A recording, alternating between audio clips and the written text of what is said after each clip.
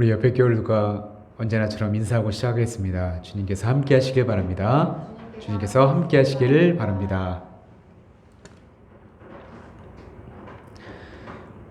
예전에 아내와 데이트할 때 서울 북촌에서 하는 어둠 속의 대화라는 체험형 전시장에 다녀온 적이 있었습니다. 100여 분의 시간 동안 아무것도 보이지 않는 어두컴컴한 공간에서 시각을 제외한 모든 감각을 다 동원해서 미션을 수행하는 그런 전시였습니다. 눈이 있어서 무언가를 볼 수 있다는 것이 얼마나 소중한 것이었는지 깨닫게 되는 시간이었죠. 그런데 이 체험 시간에 저희 둘만 있는 것이 아니라 마스터라는 사람이 꼭 한 명이 따라다녀서 문을 열고 들어가세요. 왼쪽으로 가세요. 오른쪽으로 가세요. 뭘 집으세요. 이렇게 우리에게 지시를 해주는데요. 참 궁금한 거예요. 아니, 저분은 어떤 특수 안경을 쓰고 있어서 우리가 보이는 건가? 어떻게 우리를 이끌어주고 있는 거지? 그런데 다 끝나고 나니까 답을 알려주더라고요. 거기서 일하는 마스터라는 분들은 모두 다 시각장애인 분들이었던 것이었습니다. 그분들은 비록 볼 수는 없어도 시각을 제외한 모든 감각을 동원해서 어두운 곳을 실제로 보고 있는 것처럼 행동을 할 수가 있었던 것이었습니다. 체험이 다 끝났을 때 제가 볼 수 있다는 것에 물론 감사했지만 반대로 앞을 볼 수 없는 저 시각장애인 분들이 참 안타깝다는 생각이 먼저 들었습니다. 저는 파란 하늘과 봄에 피는 예쁜 꽃들, 사랑하는 사람들, 그리고 어디든 우리는 자유롭게 돌아다닐 수가 있는데 그분들은 그것을 누리지 못한다고 생각하니까 참 안타까운 마음이 들었던 것 같습니다. 그런데 돌이켜보니까 우리가 눈을 다 뜨고 있다고 해서 저분들과 다를 바 없겠구나라는 생각도 들기 시작했습니다. 왜냐하면 우리 모두는 태어날 때부터 영적으로는 눈이 멀어버린 영적 소경이기 때문이에요. 예수님이 우리의 손을 붙잡고 이끌어주지 않으시면 우리는 죄의 길을 걷고 있음에도 불구하고 깨닫지 못하는 연약한 존재이며 빛으로 오신 예수님께서 우리의 시력을 회복시켜 주시지 않으신다면 인간의 몸을 입고 이 땅에 오신 주님을 보지 못하고 믿지 못하는 그런 영적 소경으로 살지 않을까 이렇게 생각하게 되었던 것이죠. 오늘 제가 전할 말씀은 빛이신 예수님을 만나 육의 눈과 영의 눈이 뜨인 한 사람의 이야기인데요. 이 시간 우리 또한 주님을 만나 살아계신 주님을 바라보고 우리를 사랑하시고 우리를 구원하시기 위해 이 땅에 오신 주님이심을 믿게 되는 귀한 시간 되시기를 간절히 바랍니다. 현대의 의료기술은 굉장한 발전을 이루었습니다. 그런데 아직도 우리 주변에는 병으로 고통당하는 사람들이 굉장히 많이 있습니다. 2020년 보건복지부의 자료에 따르면 우리나라 5천만 국민 중 약 262만 명, 그러니까 20명 중에 한 분은 장애가 있다고 이야기합니다. 정말 많은 분들이 병으로 고통당하고 있다는 것이죠.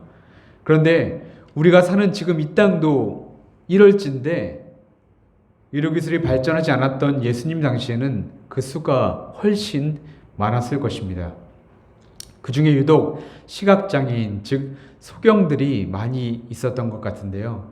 성경을 보면 성전 미문이나 거리에 앉아서 구걸을 하는 소경의 이야기가 정말 많이 등장하기 때문입니다. 당시 소경들은 생계 유지를 위해서 할 수 있는 것이 아무것도 없었습니다. 집안 형편이 좀 넉넉했다면 부모님들의 보살핌을 받을 수 있었겠지만 거의 대부분 소경들은 구걸하는 것으로 그들의 삶을 연명할 수밖에 없었습니다. 오늘 말씀에 나오는 이 소경도 부모님이 계셨지만 구걸을 하고 있는 것을 보니까 가정 형편이 그리 좋지는 않았던 것 같습니다. 어느 날 예수님과 제자들이 길을 걷고 있었습니다. 그때 제자들이 길가에 있는 소경을 발견하고 예수님께 묻죠. 선생님, 저 사람이 소경으로 태어난 것이 누구의 죄 때문입니까? 자기 죄 때문입니까? 아니면 그 부모의 죄 때문입니까? 저 소경된 것이 누구의 죄 때문입니까? 사실 저는 제자들의 이 질문에 굉장한 안타까움을 느낄 수밖에 없었습니다. 예수님 곁에서 오랫동안 예수님의 그런 말씀과 그리고 가르침을 들었던 제자들이 하필이면 아픈 사람을 앞에 두고 저렇게 질문해야 했을까라는 것 때문이었는데요. 주님, 저 사람 참 불쌍하네요. 우리가 어떻게 도울 수 있는지 좀 생각해 보면 좋겠습니다. 이렇게 물어야 하지 않았을까요? 그러나 제자들은 소경의 아픔에는 관심이 없었습니다. 전혀 공감하지 않았습니다. 그런데 나름의 이유가 있었어요. 출애굽기 20장 5절에 이런 말씀이 있기 때문인데요. 내 하나님 여호와는 질투하는 하나님인즉 나를 미워하는 자의 죄를 갚되 아버지로부터 아들에게로 3, 4대까지 이르게 하거니와. 그러니까 당시 유대인들은 부모가 죄를 지으면 그 죄의 대가가 3대, 4대의 자녀들에게 되물림 된다고 믿었습니다. 그렇게 제자들의 누구의 죄 때문입니까? 라는 이 질문은 어쩌면 너무도 당연한 질문이었는지도 모릅니다. 그런데 제자들이 성경을 긍휼한 시선으로 보지 못한 것보다 더 안타까운 것이 무엇인지 아십니까? 바로 나만 괜찮으면 됐지, 나만 아니면 돼 라는 제자들의 태도였던 것이었습니다. 그렇다면 우리 예수님은 어떠셨을까요? 우리는 먼저 본문의 장소가 실로암이라는 것에 주목해야 합니다. 실로암은 누가복음 13장 4절부터 5절에 나오는데 이곳은 이전에 기둥이 무너져 그 위에 있던 18명이 한꺼번에 죽은 장소였습니다. 이렇게 대재난이 실로암을 덮쳤을 때 사람들은 지금 제자들과 똑같이 죽은 사람이 다 이유가 있어서 죽은 거야, 무슨 잘못을 했겠지 라고 수군거렸습니다. 그러나 예수님은 사람들에게 단호하게 말씀하시죠. 너희는 죽은 자나 별반 다른 게 없어. 그들이 재난을 당한 것은 그들의 죄 때문이 아니다. 즉 고난당하는 사람에게 인과응보의 논리로 판단하지 말라. 오직 죄의 판단은 하나님만이 하시는 일이기 때문이다 라고 말씀해 주셨던 것이었습니다. 이러한 관점으로 오늘 본문에서 예수님은 제자들의 질문에 이렇게 대답해 주십니다. 3절 말씀을 우리가 함께 읽어볼까요? 이 사람이나 그 부모의 죄로 인한 것이 아니다. 그에게서 하나님이 하시는 일을 나타내고자 하심이라. 아멘. 그렇습니다. 예수님은 소경이 고통당하는 것을 남 탓으로 돌리지 않으셨습니다. 예수님의 관심은 오직 소경의 아픔에만 있었던 것이죠. 그의 아픔을 공감하시고 하나님께서 무슨 일을 하실지를 소망하셨고 그를 어떻게 도우실지를 고민하셨다는 것입니다.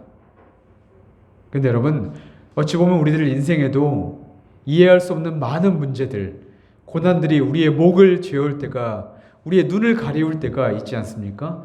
그럴 때마다 부정적인 생각으로 하나님을 판단하지 않습니까? 내가 하나님께 지은 죄가 많아서 이런가? 도대체 하나님 저한테 왜 그러십니까? 그런데 이런 우리들에게 예수님은 분명히 말씀하시죠. 그 상황과 그 현실만 보고 낙심하고 불평하지 말고 그 일로 인해 분명히 하나님께서 너를 통해 하실 일이 있다라고 말입니다. 노벨 평화상 수상자 엘리 위젤의 자전적인 소설 밤이라는 책을 보면 이런 내용이 등장하는데요. 2차 세계대전 당시 어린이가 포함된 600만 명의 유대인이 나치에 의해 무참히 살해되었을 때 소설을 쓴 엘리 위젤은 그 학살의 현장에 있었습니다. 그는 1944년 15살의 나이로 악명 높은 아우슈비츠 수용소에 수감되었는데 그곳에서 부모님을 잃고 말할 수 없는 고초를 겪게 되죠. 그 중에서도 결코 잊을 수 없는 경험을 이야기하는데 어느 날 네덜란드의 사람들의 탈출 음모가 걸린 것이었습니다. 이에 나치는 동조한 2명의 유대인과 그 사람의 시종이었던 피펠이라는 소년을 심하게 고문합니다. 그리고 교수대에 매달게 되죠. 2명의 유대인은 빨리 숨이 끊어졌지만 몸무게가 가벼운 이 소년은 쉽사리 숨이 끊어지지 않았고 고통스럽게 매달려 있었습니다. 그 처참한 광경을 보고 있던 엘리 위젤의 뒤에서 작은 소리가 들리게 되죠. 하나님은 어디 계신 거야? 왜 이 상황에서 침묵하고 계신 거야? 바로 그때 엘리 위젤의 심령에 강하게 역사하는 하나님의 음성이 들려오기 시작합니다. 나는 지금 침묵하고 있는 것이 아니라 저 교수대에 달려 소년과 함께 하고 있단다. 그렇습니다. 하나님은 거기 계셨습니다.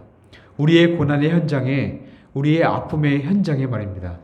하나님은 고통의 구경꾼이 아니라 자녀들의 아픔을 멀거니 바라보는 메마른 신이 아니라 자녀가 아프면 자신은 더 아파하고 위로하고 치유하시는 부모님 같은 그런 분이라는 말씀이죠.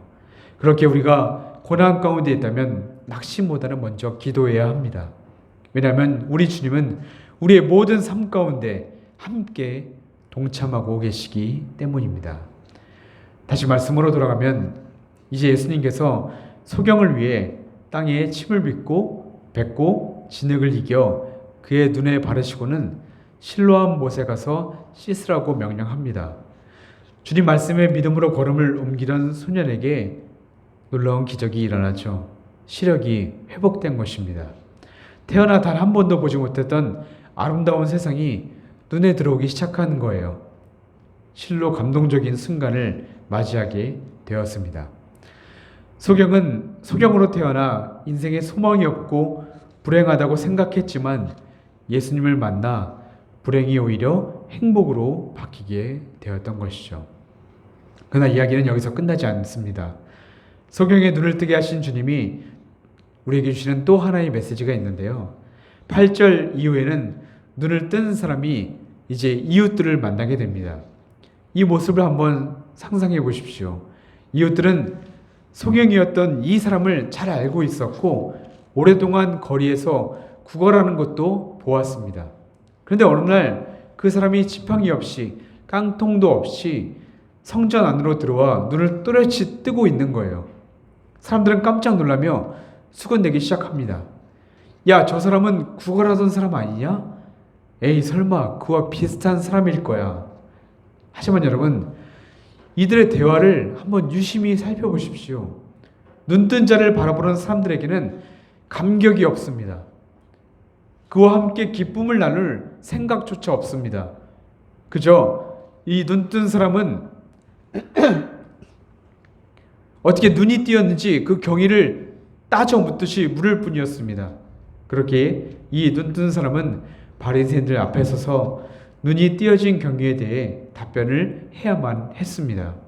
그러나 아무리 진실을 말해도 바리새인들은 받아들이지 않는 거예요.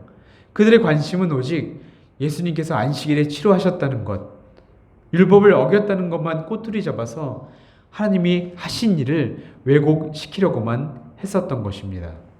그런데 30절을 보면 놀랍게도 이 눈뜬 자가 아주 담대하게 이들에게 이야기하는 것 아닙니까? 그 사람이 대답하여 이르되 이상하다. 이 사람이 내 눈을 뜨게 하였을 때 당신들은 그가 어디서 왔는지 알지 못하는도다. 아주 쉽게 이야기하면 여러분들이 참 이상합니다. 전에 소경이었다가 눈을 뜬 내가 이상한 것이 아니라 보고도 믿지 못하는 당신들이 더 이상하군요.